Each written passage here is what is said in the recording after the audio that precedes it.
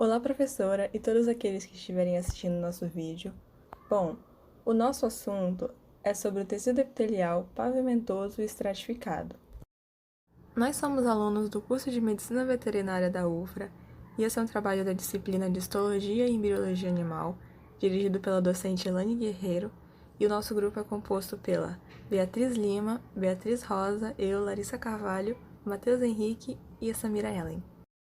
E antes da gente falar sobre o tecido epitelial pavimentoso estratificado, é importante que a gente fale um pouco sobre o tecido epitelial em si.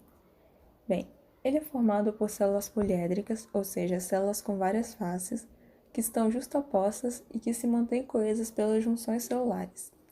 Esse tecido apresenta pouca matriz extracelular, as células possuem muito citoplasma, citoesqueleto bem desenvolvido e polaridade.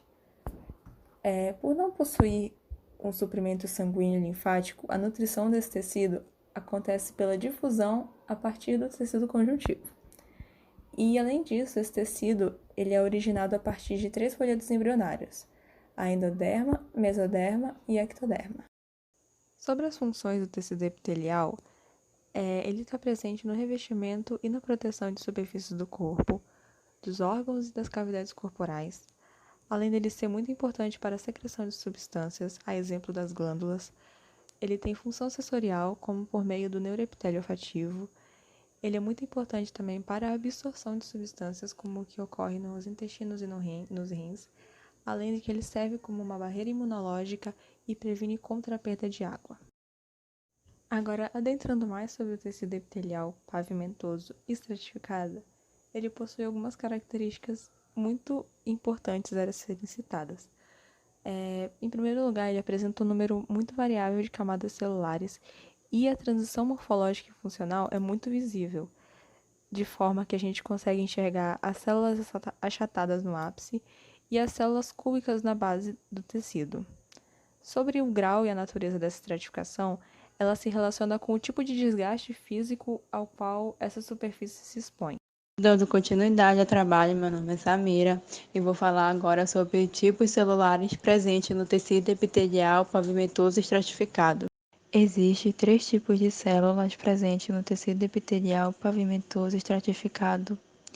Na camada basal, essas células apresentam um núcleo arredondado e central. Na camada intermediária, são células poliédricas com núcleo arredondado e de localização central.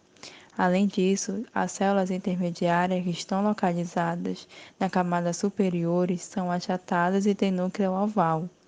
Já na camada superficial, as células são diferentes comparadas às outras camadas. São pavimentadas com núcleo achatado e central. E estão dispostas paralelamente à superfície livre do epitélio.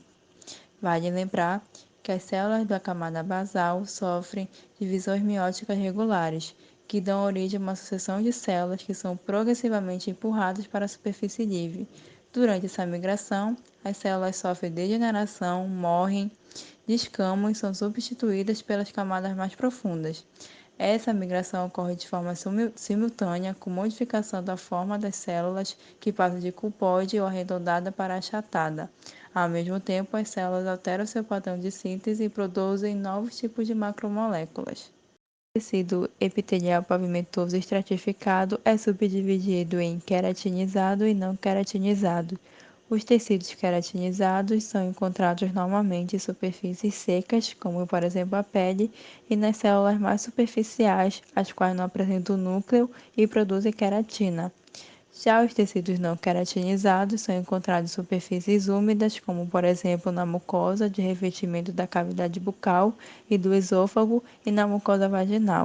E com isso finalizamos nosso trabalho sobre o tecido epitelial estratificado. Muito obrigada.